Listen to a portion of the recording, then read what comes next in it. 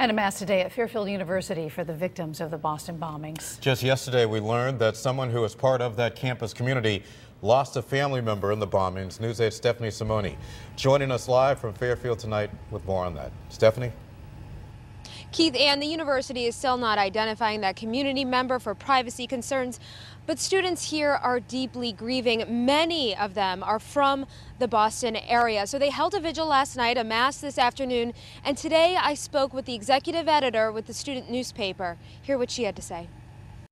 Just as soon as these images started to pour out, tears started to stream.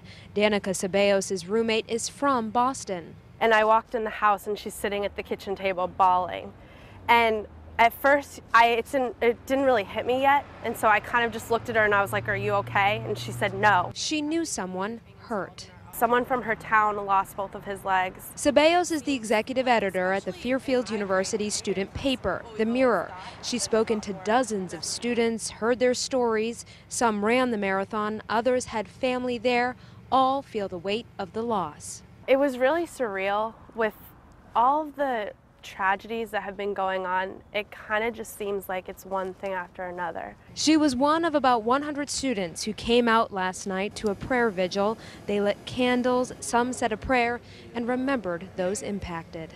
There's a large contingent of Bostonians, people from the Boston area that were here, deeply impacted by what happened at the marathon on Monday. He says there's a lot of confusion and a lot of questions. This tragedy, this evil that came about in Boston on Monday is not going to triumph over love.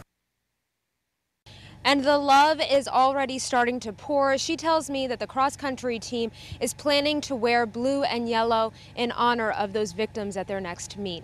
Live in Fairfield, Stephanie Simoni, News 8.